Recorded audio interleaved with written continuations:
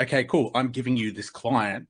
Now you've got 8 ways to make money out of him over the long period of time. You want that client to be the happiest they can possibly be.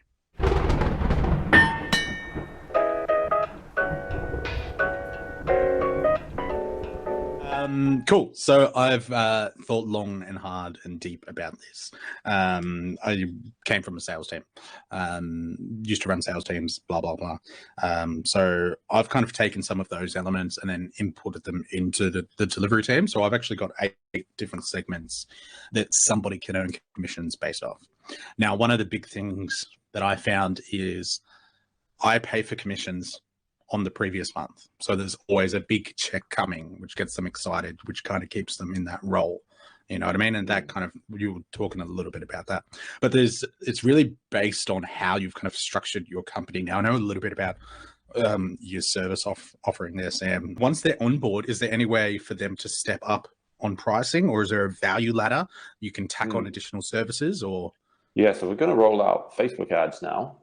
Cool. As part of that. So that's going to be one of the things.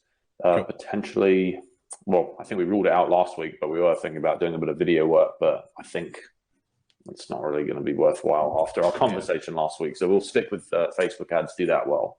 Cool. Complimentary service. That's perfect, dude. Yeah. But what I do is the 8 different segments is, one is the sale of additional services. So because that person's dealing with them on a day-to-day basis, they build the trust up and then be like, cool, what you guys need right now, 3 months into the relationship or whatever, is Facebook ads. Let's take it on. They're going to start the conversation. So if they start it up, they get them to the point where that's good. You give them a percentage of that.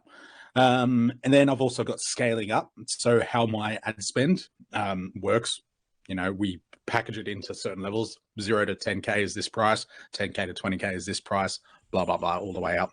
So if somebody scales them up, and that's really like client success, you know, because you're only scaling up if, you know, the client's happy and you're getting the results, etc. So that's the second major one. And then the third one is like a portfolio threshold, which is exactly what we were talking about. Hey, 5X of whatever they're getting paid, you know, you set that threshold for that role, and then you say, cool, any dollar over that amount, I'll give you a commission on. Kind of gives them a bit of oomph to like go and push for more, etc. And then I do all client happiness and client success stuff. So Google review, throw in $50. Clutch review, throw in $50. Video testimonials, case studies, and even referrals. So there's quite a few different elements there, but it's like, okay, cool, I'm giving you this client. Now you've got 8 ways to make money out of him over the long period of time. You want that client to be the happiest they can possibly be. You know what I mean? And so that's how I've kind of designed it. But yeah, cool. That's very clever. Loads of avenues. So you kind of like leave it to the client manager to be able to, like, I mean, it's in their best interest for the client to do well, them to sell them more things, all based on their success, and give them loads of avenues to achieve that in very achievable ways as well. Yeah, like even a Google review, that looks great on your business at the end of the day, but that's like $50 you can throw them. You know, usually when a client gives a review, I'll throw them an incentive too. You know what I mean? To get that kind of chutzpah, to get it kind of happening. You know what I mean? So, cool. Very good. Thank you. It's sort of like affiliate marketing, isn't it?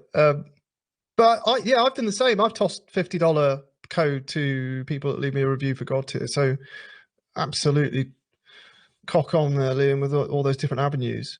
Is there a safety net though, where someone might be a little bit keen to try and upsell and do all these things month one? Do you have a sort of a, like, don't try and sell to this client until after 3 months or anything like that?